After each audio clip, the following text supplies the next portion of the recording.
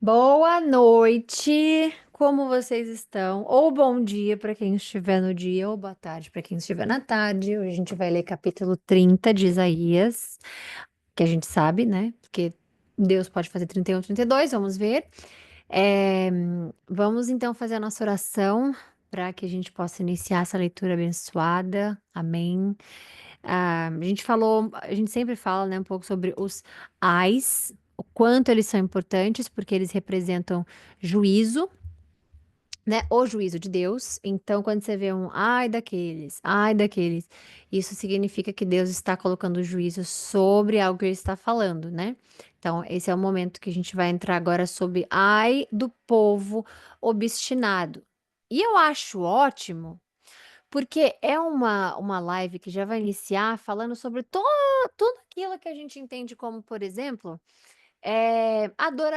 idolatria. Ou quando a gente é obstinado por algo do mundo, ou quando a gente é obstinado por nós mesmos, às vezes nossa própria inteligência, beleza, sei lá. Tudo que a gente fica obstinado mesmo. Ou o nosso parceiro, nossa parceira, nosso trabalho, tudo aquilo que faz da gente um povo obstinado, né? Ou pessoas obstinadas. É claro que com Cristo a gente conserta isso, diferente daqueles que são e ficam, né? Na obstinação. Então, vamos fazer a nossa oração e ler. E é isso. Vamos lá, Pai. Muito obrigada por esse momento que a gente está aqui unido para mais uma vez entrarmos em comunhão com o Senhor. A gente está entrando na Sua palavra, então nada mais certo do que, obviamente, te agradecer por esse privilégio de estarmos entrando em comunhão com o Senhor. Então a gente agradece. A gente agradece também, Pai, porque no fim do nosso dia, ou independente do horário que nós estamos, é o momento no qual a gente para não somente adorar o Senhor, não somente ter a comunhão com o Senhor, não somente, mas para nos edificar. Porque é para isso que a palavra carrega a força que ela tem, para nos edificar, para nos fazer buscar o perdão, para nos fazer buscar a transformação, para nos fazer buscar um relacionamento certo, reto com o Senhor. Então, obrigada, porque nós estamos aprendendo cada vez mais, e não importa quantas vezes a gente leia a sua palavra, Pai. Todas elas vão ter significados iguais, mas com explicações diferentes, vão ter momentos diferentes no qual a sua palavra vai se encaixar perfeitamente na nossa vida, num âmbito mais particular mesmo, né? Então, ela é viva. E é por isso que nós sabemos que a palavra é viva, porque ela está o tempo inteiro nos edificando, o tempo inteiro nos moldando, o tempo inteiro nos ensinando, e a gente não quer nada mais que isso. Não existe nada, Senhor, mais importante e mais lindo e impactante na nossa vida do que esse momento sagrado. Então a gente te agradece. E gostaria também de pedir para que o Senhor me abençoe, ponha as suas palavras nos meus lábios, que eu seja somente um canal, somente uma ferramenta, que o Senhor continue nos abençoando nessas lives, nesse grupo. Nós nos tornamos mais do que pessoas lendo uma palavra, a sua palavra, né? Nós nos tornamos uma igreja de fato, uma assembleia de fato, família de fato, parte do seu corpo, Cristo. Então, obrigada por esse momento. Que o Senhor possa possa tirar dos nossos olhos, das nossas vistas, as vendas espirituais que não nos permitem ver coisas do mundo, na palavra que nós precisamos, nos nossos ouvidos também, Senhor, porque às vezes nós temos, como ser humano, a rejeição com algumas coisas. Rejeição em pensar o porquê mudar, o porquê edificar, o porquê eu tenho que mudar o que eu sou para sempre, sempre fui. O porquê que agora eu tenho que aprender a perdoar. Eu prefiro do jeito que eu faço. Eu prefiro não perdoar e me afastar. Eu prefiro não amar. Eu prefiro não. Então, Senhor, a gente não quer isso, né? Porque é como se fosse um desperdício. Temos a Sua palavra inteira para nós, o Senhor deixar para nós, para que a gente possa ter essa comunhão e ao mesmo tempo a gente ignorar, né? Como a gente falou, deu um exemplo ontem, da gente estar andando com o Senhor do lado, antes de ontem, com o Senhor do lado, e ontem a gente falou como se a gente estivesse andando com o Satanás mesmo do lado, enquanto a gente vai vivendo a vida que a gente quer. E espiritualmente, pai, é assim. Então, para que a gente não tenha medo de enxergar a realidade, para que a gente não tenha medo de ver que tudo aquilo que o Senhor deixou na palavra faz efeito para nós hoje, faz diferença para nós hoje. Faz sentido para nós? Hoje, a mesma coisa. Não tem como a gente ler na sua palavra que o Senhor tira, por exemplo, como Saul, o Senhor tirou o espírito, colocou o espírito. Não tem como a gente ver na palavra que Jesus curou o cego, que Jesus tirou somente tocando, né, lepra de pessoas. E quando chega na nossa vez, a gente acha que são fantasias, que não aconteceria hoje, que não aconteceria. Então a gente precisa mudar essa mentalidade, Senhor, e entender que nada mudou do início até Apocalipse ainda estamos na Bíblia, porque Apocalipse ainda não chegou. Então, esse tempo, esse hiato, essa sua paciência sobre todo o povo, é para que a gente mude, para que a gente se arrependa, para que a gente busque o perdão, para que a gente busque a salvação. E ser escolhido é um privilégio, ser salvo é um privilégio que a gente nunca seria capaz de nos perdoarmos, de nos salvarmos. Nunca, Jesus, nunca. Então, que a gente possa, ao entrar na Sua palavra, buscar aquilo que faz valer a pena todos os dias que o Senhor fez por nós. E que a gente não leve isso como obrigação, porque o Senhor não tinha obrigação alguma. Então, que a Sua misericórdia ela possa adentrar na nossa alma, no nosso espírito, nos nossos, no nosso sangue, Jesus, para que vale a pena todos os dias te servir e todos os dias carregar o seu nome nos nossos lábios. A gente agradece. Proteja também contra todos os males carnais e espirituais, todas as armadilhas que são colocadas à nossa frente, todas as provas que o Senhor permite, meu Deus, que o Senhor tenha misericórdia e nos ensine no amor, e que tudo aquilo que for para o nosso bem, porque tudo que o Senhor faz né? Que nós tiremos proveito da situação, que nós possa de um bom sentido, que nós possamos ver aquilo, o lado bom de todas as coisas que vai nos edificar, independente do que seja, independente de nós julgarmos algo bom ou ruim, difícil ou fácil, que o Senhor nos acompanhe, nos dê a mão, nos acompanhe, nos direcione e nós agradecemos. Então, essa live é consagrada a Ti e que o Senhor nos abençoe. Amém. Bom, vamos lá. Então, ele começa aqui falando: "Ai do povo obstinado". E é óbvio que essa parte a gente está falando sobre obstinado mesmo, uma palavra que você conhece, não tem nada, né, difícil de ser entendido aqui. Então: "Ai dos filhos obstinados", declara o Senhor. E quando você para aqui, você fala: "Ah, ele está falando do Novo Testamento, está falando do povo dele". Não, não, não, não. Não, porque ele não chamava os filhos, né. Aqui são filhos mesmo. Você é filho, eu sou filha. Então veja bem, ele abre com aspas, fecha com aspas e pronto. Passa para a próxima coisa. Agora, aqui é um recado para todos nós. Claramente, ele vai implementar aquilo que é necessário para o momento da profecia que a gente está falando agora, porque a gente está vendo aqui já, né? Egito, não sei o quê. Mas veja, você é filho, então entenda que isso faz parte do Senhor. Não é somente porque há uma dispensação, ou seja, há um fato como é que diz? Dispensar em uma época, em um povo, uma mensagem que ela não pode ser representada para nós, que ela não pode ser usada para nós. Isso não existe. Por quê? Quer dizer, algumas partes da palavra existe, mas por que que essas não? Porque quando ele usa denominadores comuns para cada um de nós, por exemplo, filhos, não vai mudar. Não mudou Isaías 30, filho, o significado de filho em 2025. Então, isso faz parte de quem ele é. Essa é uma mensagem que ele está passando que é atemporal. É para qualquer filho. Ele não está dizendo do meu povo. Ele está dizendo filho. E para por ali numa vírgula, mas ele coloca duas aspas. Isso é muito interessante.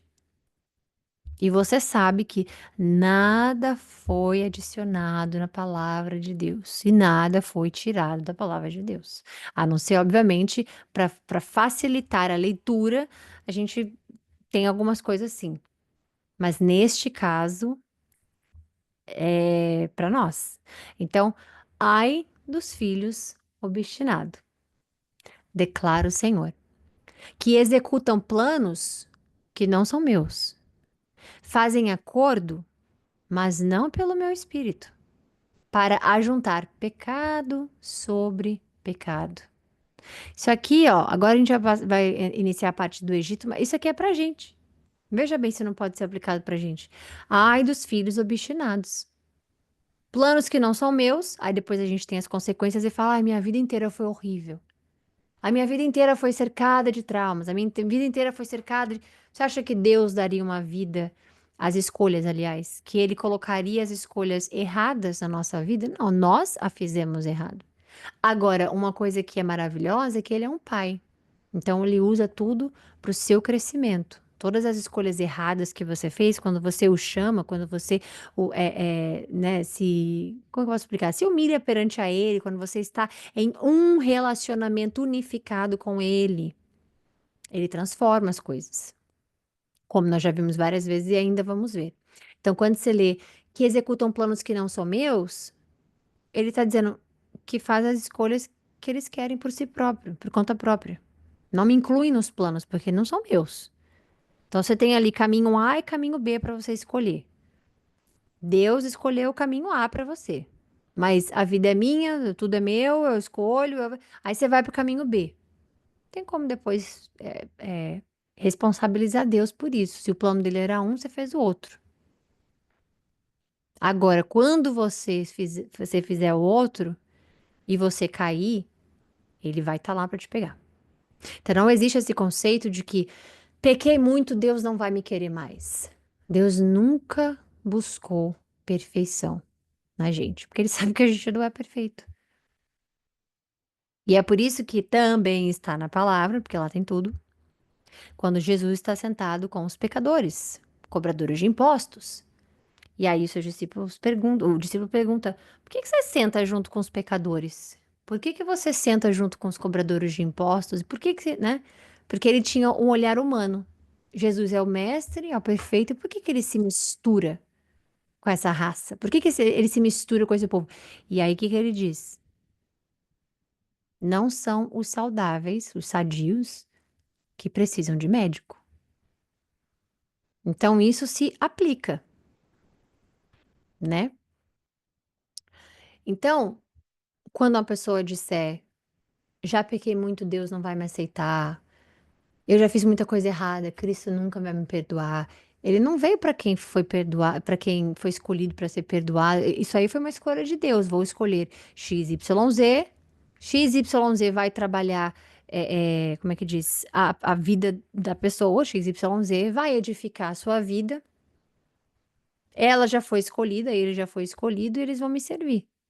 Vão servir um propósito muito maior, que é salvar outros. Então, essa pessoa que diz não posso ser salvo porque Cristo nunca vai me perdoar. Eu já pequei muito, eu já sou muito mais velho, muito mais velha. Não faz nenhum sentido. Porque Deus transforma absolutamente tudo. Então, quando você fez planos errados, escolhas erradas, sem Deus, Ele ainda vai estar pronto, só te esperando.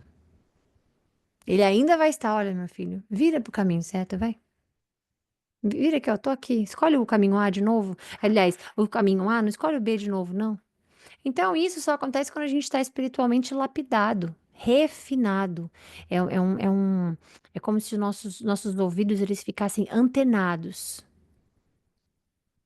E aí, como é que você entende isso? Lendo a palavra de Deus. Então, aqueles, filhos obstinados, com o mundo, com entretenimento, com outras religiões que se afastam da palavra, com outras crenças que entrega tudo o que promete, menos Cristo. Isso é obstinação. Obstinação com a própria vida, com a própria beleza, com a própria inteligência, com a própria história, com o próprio caminho, com o próprio drama, com a própria. Tudo que a gente tenha vivido na nossa vida, tudo que a gente vive na nossa vida. Se a gente é obstinado a só a ter uma mente quadrada, é complicado, porque Deus, ele é ilimitado. Então, ai daqueles. dos filhos obstinados, que executam planos que não são meus, principalmente aqueles que estão em poder. Ou que dizem, eu, em nome do Senhor, eu estou ouvindo Deus dizer, Deus te fala hoje, que não sei o que. Ou então, é, posições, cargos importantes que eles fazem, decisões para todo um povo. É tudo de Deus. Isso também encaixa ali. Ou fazem acordos, mas não pelo meu espírito. Porque tudo bem. Então não posso fazer acordo? Tá, pode, quando tem a ver com o Espírito Santo. Não posso fazer planos? Pode, quando tem a ver com Deus. E aí, o que que a gente. Agora entrando mais para a Bíblia que nós estamos falando agora, que ele vai falar sobre o quê? Vai falar sobre o Egito, porque ele fala que descem ao Egito sem me consultar. Tem a ver com fazer planos que não são meus. Eu não falei para ir para o Egito? Quem mandou ir para o Egito? Para buscar proteção no poder do faraó. Isso aqui é poder político que existe, né? Que existia principalmente naquela época, e que fazia com que Deus olhasse para o versículo 2 e dissesse: peraí, então você está buscando proteção, primeiro, sem me consultar, segundo, descendo no Egito, que eu não falei para descer, terceiro, como se só o faraó pudesse te proteger de tudo que aquilo que eu comando, eu autorizo acontecer. É um pouco redundante quando você entende a palavra de Deus e o poder de Deus. Porque você fala, peraí, vocês estão indo para o Egito, sem me perguntar nada, buscar proteção do faraó contra coisas que eu tô permitindo que aconteça? Você quer viver uma vida sem a minha presença, mas eu sou aquele que permite tudo acontecer. Ou não permite acontecer. Então você entende que às vezes é uma coisa meio sem sentido imaginar uma vida sem Deus, ou que, não preciso, ou não quero, ou. Porque se Ele é o Deus de tudo, o Criador de tudo, é o único que não. Que nada acontece sem a permissão dele, é um pouco esquisito a gente imaginar que, não, vou buscar proteção em Deus X, buscar proteção em religião Y, buscar proteção com rituais, vou buscar proteção com incensos e buscar proteção com. E Deus ali só olhando. Isso se encaixa nesses, nessas superstições, penduricalhos que a gente agarra. Ai, não, isso aqui é para proteção. Ai, sabe aqueles memes assim engraçados que você vê de uma pessoa fazendo uma cara tipo, hã? É como eu imagino Deus às vezes. Peraí, um pedacinho de madeira vai te proteger? Um pedacinho de cordão, num cordão, um pingente vai te proteger? Eu não entendi. Ai, não, isso aqui é para proteção, é uma pedra que eu achei. E não se enganem. Eu tô falando isso porque não é no sentido de expor quem faz. É no sentido de compartilhar o que eu já fiz. Então, quando você vai no versículo 2 e você fala, bom, então Deus está dizendo realmente buscar proteção no poder do faraó? Como assim? E Judá procurou. E aí Judá é a parte, é o reino de Judá, a parte sul. Lembrem disso, né? Porque Judá queria fazer aliança com o Egito para se proteger contra a Assíria. Então Deus está olhando ali aquela patifaria e dizendo: peraí, eu estou permitindo as coisas acontecerem na Síria com um propósito XYZ para vocês mesmos que são obstinados, que eu estou tentando ensinar e vocês estão pagando. Essa é a minha justiça e vocês estão indo buscar ajuda com. Ops. Então, é isso que Deus está dizendo para ele. E o Egito, né, de Misraim, por exemplo, que é a descendência de Cão, que era neto de Noé, que a gente já falou sobre isso, é, era muito poderoso. Então, o que que Judá falou? Opa, quem é Judá, gente? Descendente de Jacó. Quem era descendente de Jacó? Filho, de quem que ele era filho? Isaac, ok? Lá atrás, Abraão, Isaac e tudo mais. Abraão, Isaac e Jacó. Então, Judá é descendente de Jacó, que virou Israel. Aí, eles desceram para o faraó, pedir refúgio e sombra, na sombra do Egito. E quem foi que tirou? Olha, olha como Deus é maravilhoso. Quem foi que tirou? o povo dele do Egito, e quando era dia, se fazia nuvem para dar sombra por conta do calor para todo aquele povo que ele estava tirando da escravidão. Aí eles estão voltando lá para pedir proteção. E refúgio, e Deus não deixa barato, porque ele bota a mesma palavra, sombra. Então olha que loucura, pedir para o faraó o que Deus provê. E não se engane, não é que você não pode ter proteção, por exemplo, física, né? Comprar um carro que tranca, é, colocar câmera na. Não é isso. Aí Deus continua. Mas a proteção do faraó lhes trará vergonha, e a sombra do Egito lhe causará humilhação. Embora os seus líderes tenham ido a Zoan e os seus mensageiros tenham chegado a Anis, todos se envergonharão por causa de um povo que lhe é inútil, que não traz ajuda nem vantagem, que é apenas vergonha e zombaria. Advertência contra os animais do Negueb. Atravessando uma terra hostil e severa, de leões e leoas. Isso aqui é interessante, calma. De víboras e serpentes velozes, os enviados transportam as suas riquezas no lombo de jumentos, os seus tesouros nas córcovas de camelos para aquela nação inútil. O Egito, cujo socorro é totalmente inútil. Por isso, eu o chamo Raabe, que é o nome poético para se referir ao Egito, inofensivo. E o que que a gente, como é que eu posso adicionar isso aqui na minha vida hoje, Thay? Entendendo que o Egito representando o mundo, por exemplo, nada pode te dar segurança desse jeito. Do que Deus. Então é como se fosse assim, aquilo que o Egito representa, que ele simboliza o mundo, né?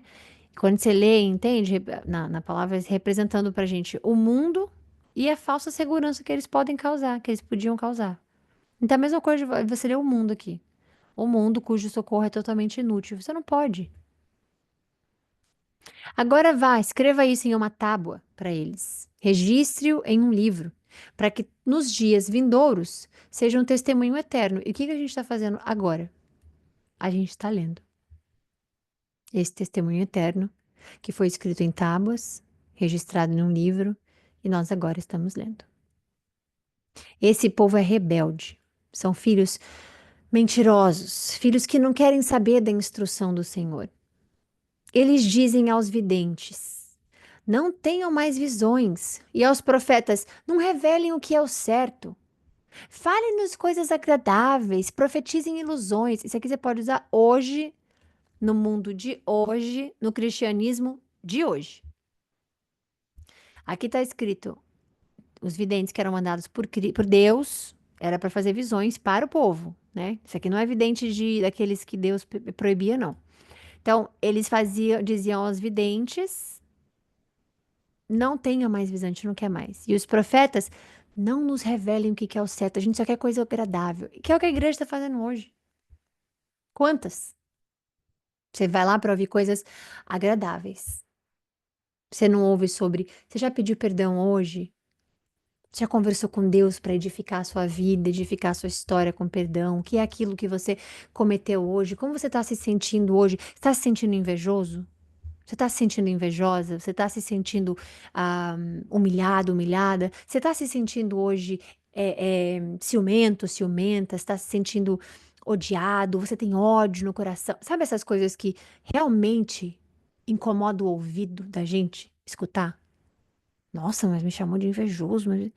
Mas é essa a transformação de Cristo. Não é te entregar carros, casas, viagens, abundância, promessas. Quem é que precisa ficar o tempo inteiro dizendo Deus vai prometer, vai cumprir a sua promessa, Deus vai cumprir a sua promessa, Deus vai cumprir a sua promessa. Se ele te prometeu, ele vai cumprir. Quem precisa ouvir isso o tempo inteiro? Ah, tá. E às vezes sim, porque às vezes a gente não tá. O Espírito Santo tem o quê de atributo? Ânimo. Ele vai te dar ânimo. Quando você orar. Não você ficar ouvindo coisas agradáveis. E não sou eu que estou dizendo, está escrito, versículo 10.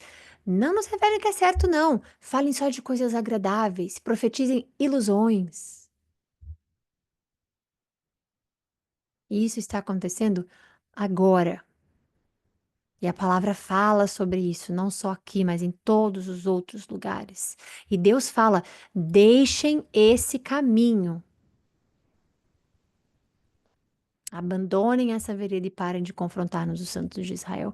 Entenda, isso aqui, confrontar-nos com o santo de Israel, Cristo, tá?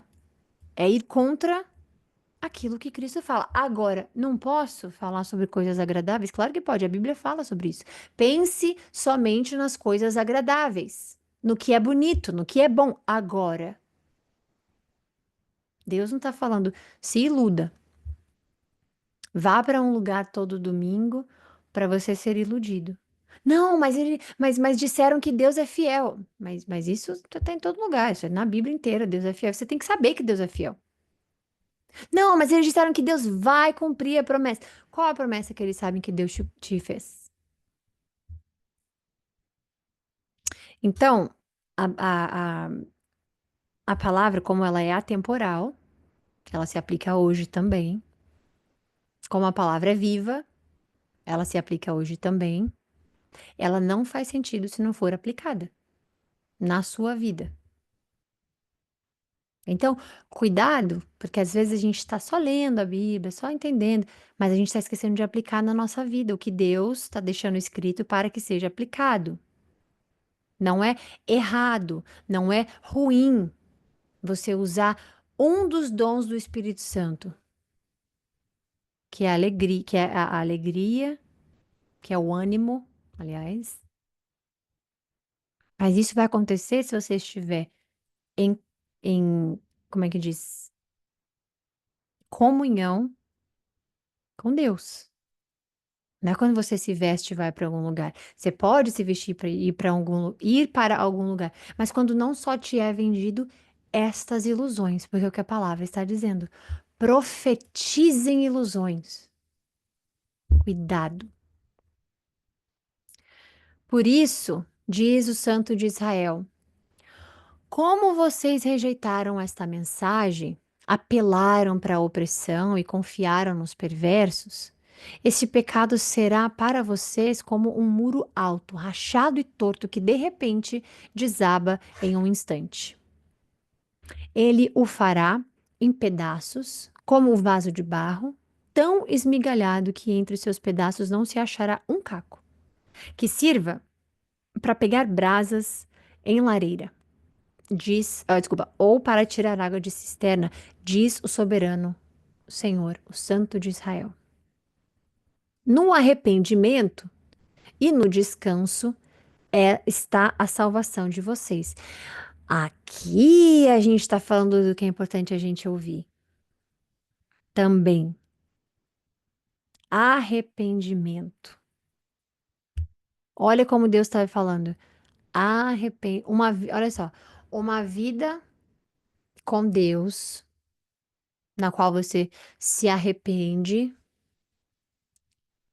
é uma vida que traz o quê? Descanso. Isso a palavra está dizendo. Então, no arrependimento é que você vai achar a sua paz, o seu descanso e a sua salvação. E isso aqui é Isaías, isso aqui é uma profecia, porque Cristo só pregou João Batista, qual é o batismo? Arrependimento. Cristo, arrependam-se. Aquele que tenta salvar a própria vida perderá, a perderá. Me sigam, largue tudo e me sigam. Então, quando você pensar, por que que a minha vida tá assim? Por que que a minha vida tá assim? Conversa com Deus. Senhor, eu me arrependo de não conseguir enxergar ou de ignorar aquilo que o Senhor está me mostrando. Eu me arrependo de não buscar a palavra todo dia. Eu me arrependo de não orar todo dia. Ai, Senhor, Gente, é como se fosse assim, ó. Deus deixou o diário dele para vocês, para mim, para todos nós. Ele deixou o diário dele, onde ele fala: Estou com o coração quebrantado, não olhem para mim, me deixem sofrer sozinho. Ele deixou um diário dele, com tudo que ele passou com todo mundo, dando nomes, locais geográficos, tudo, para que a gente tenha este relacionamento com ele. Então, Senhor, eu me arrependo, porque eu realmente não tô afim de orar. Eu realmente, Senhor, olha, realmente tô distraído com o mundo, não tô nem pensando no Senhor. Gente, quanto mais você se abre, se humilha, isso é se humilhar perante Deus.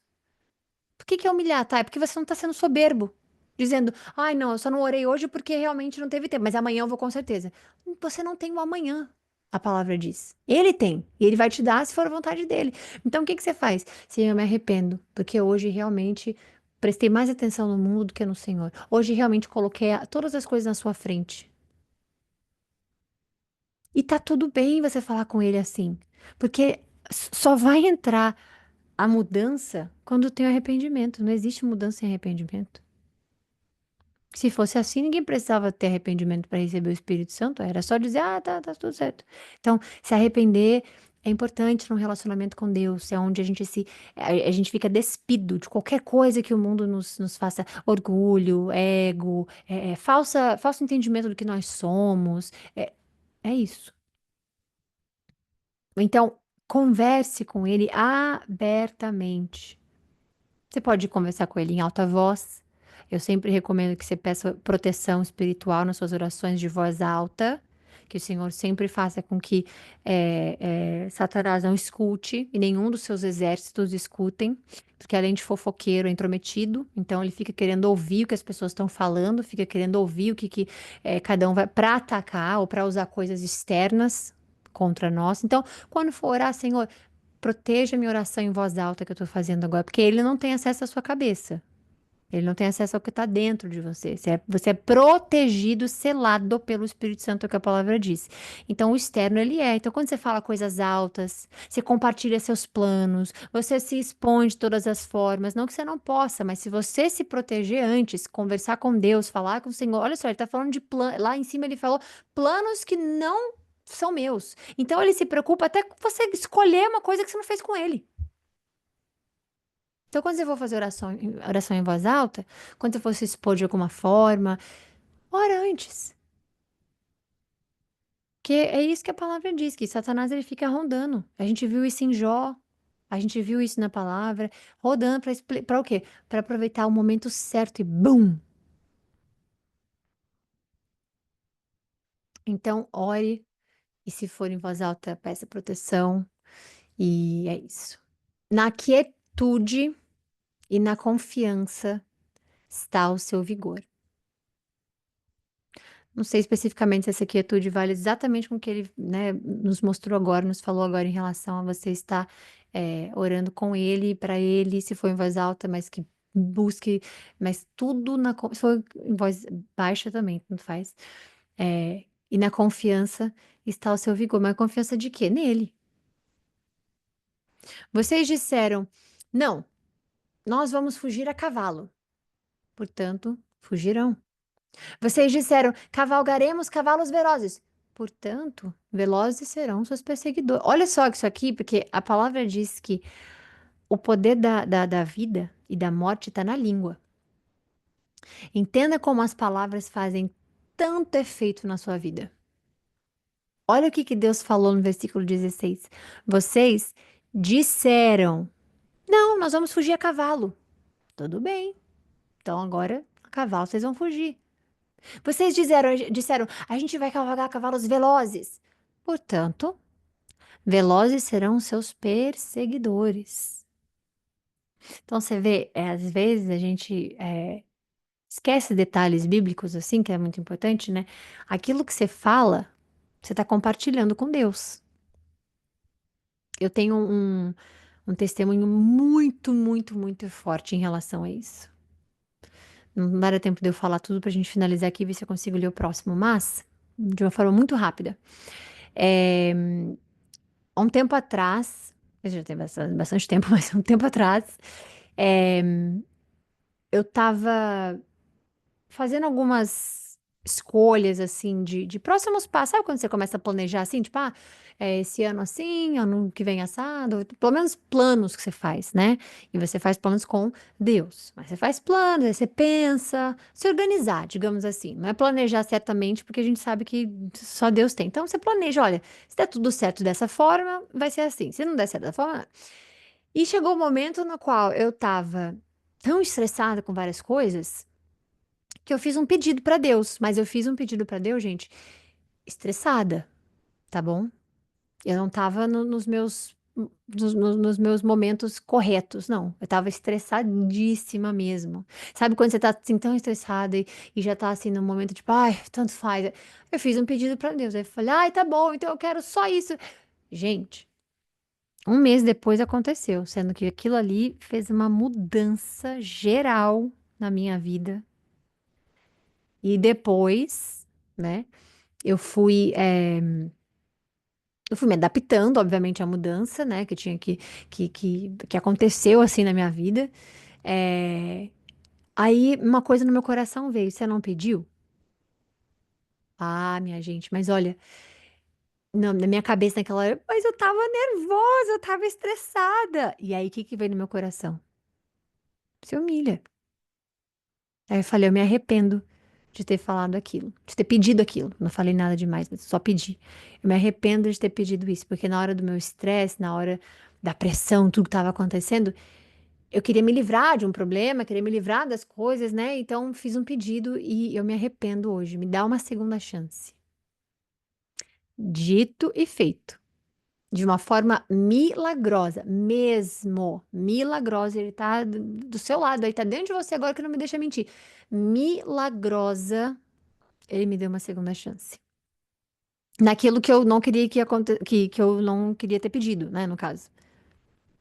Então, veja, aquilo que você fala, você profetiza, você profere, você compartilha, você tá dividindo com ele. Então, muitas das vezes ele vai dizer, bom, eu te dei um presente, mas você não quer? Você tá reclamando disso? Então eu tiro, tudo bem. Aí depois você vai lá e, nossa, mas que saco, por que que tudo muda? Você pediu, você falou. E isso, gente, acontece, ele permite acontecer para que a gente seja chamado a atenção e a gente realize que nós fizemos besteira, que nós falamos errado, que nós pedimos errado, que nós estávamos com a cabeça quente ou que nós. E aí é o momento da mudança. Então não é só Deus vai te dar tudo que prometeu. Então, metade das pessoas que escutam isso não sabe nem distinguir ainda o que que é a voz de Deus e o que é o que você quer. Então, o perigo de se falar, pregar uma promessa, uma coisa. O perigo é que você, quando está liderando um povo de Deus, você precisa ter a responsabilidade de entender que você pode ser uma pedra de tropeço na fé de alguém, ou você pode ser uma ponte que leva a pessoa até a verdade. Então, cuidado com o que vocês falam, com o que vocês pedem. Você está compartilhando com Deus, ao vivo e a cores, no seu coração. Então, vocês queriam cavalos velozes, vocês vão ter, porque velozes serão os seus perseguidores. Aí você vai ter que correr mesmo, porque eles vão ser muito rápidos. 1.000 fugirão diante da ameaça de um só. Diante da ameaça de cinco, todos fugirão. Aqui ele falou 1.000 vão fugir com a ameaça de um só, e que ele falou, diante da ameaça de cinco, todo mundo vai fugir. Todos vocês. Até que sejam deixados como um mastro no alto de um monte, com uma bandeira em uma colina. Contudo, o Senhor espera o momento de ser bondoso com vocês, porque assim como você, pai, você, mãe, ou você, tio, você, avó, você, avô, tanto faz, você tem aquela coisa, ok, vou deixar, mas na hora certa ali eu pego. Sabe? Você vai assim, ó, a criança quer andar. Aí você, não, não vai andar agora, não, que é perigoso, o chão tá escorregando. Um exemplo, né? Aí a criança quer andar, quer andar. Então vai. Quando chegar ali perto de onde tem um sabão, eu tiro. É tipo isso. Pra pessoa não cair, pra criança não cair. É nesse sentido, assim. Então, o Senhor espera o momento de ser bondoso com você. Está dizendo que ele é mau? Não, está dizendo que ele está esperando o momento correto para que ele possa ser bondoso na atitude dele. Ele ainda se levantará para mostrar compaixão a vocês. De tudo que eles fazem, a compaixão sempre ganha. É uma compaixão que só ele, olha, não dá para entender. Pois o Senhor é Deus de justiça. Bem-aventurado todos os que nele esperam. Ó povo de Sião, aqui, quando ele fala, não, pera, vamos continuar. Ó povo de Sião, que mora em Jerusalém, você não vai chorar mais. Como ele será bondoso quando você clamar por socorro. Isso é pra gente também. Como ele vai ser bondoso. Porque isso faz parte de quem ele é. Você não tem como clamar por socorro e ele ser maldoso. Então você não pode ler como ele será maldoso quando você clamar. Então é óbvio que é uma coisa que, quando você clama a Deus, ele te vê ali, quebrantado, quebrantada, ele te vê necessitando, necessitado, necessitada. E é óbvio que Deus não é um Deus sarcástico.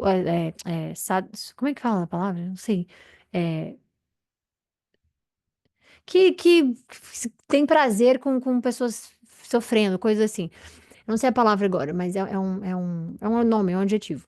Deus não é esse Deus. Então, quando ele ouve você chorando, quando ele ouve você precisando de ajuda, quando ele ouve você precisando de instrução, você só tem que clamar. E, obviamente, entender o seu lugar de filho, de filha, de se humilhar, de entender que ele é mais, que ele é pai, que ele é maior, que ele é grande, que ele é absolutamente tudo, e clamar. Embora, assim que ele ouvir, ele responderá a você. Embora o Senhor dê o pão na adversidade e a água da aflição a você, os seus mestres não se esconderão mais. Com seus próprios olhos você os verá. Quer você se volte para a direita, quer para a esquerda, os seus ouvidos escutarão uma voz atrás de você dizendo: Este é o caminho, sigam. Então, isso aqui é parte de uma promessa para ajudar, né? Especificamente, mesmo Deus aplicando o juízo, mas isso depois do juízo. Então Deus está falando: olha, eu sou justo, eu vou continuar e vou esperar o momento certo para ser bondoso com vocês. Então, após o juízo, Deus está mostrando o quê? Que Ele está prometendo restaurar Israel no futuro, que parcialmente, né? é, Aconteceu, porque Judá foi invadida pelos assírios e tudo mais, mas agora a restauração final mesmo ainda não aconteceu, né? Porque ainda você vê judeu em tudo quanto é canto do mundo.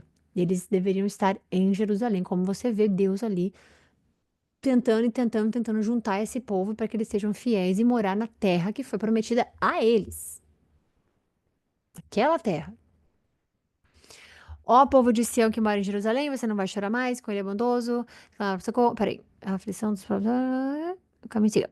Então, você trará como impuras as suas imagens revestidas. Então, você vê que eles eram o quê? Idólatras. Israel mesmo. Você trará como impuras as imagens revestidas de prata, os seus ídolos recobertos de ouro. Você os jogará fora como um pano menstrual. Ele dirá: fora. Liberdade, né?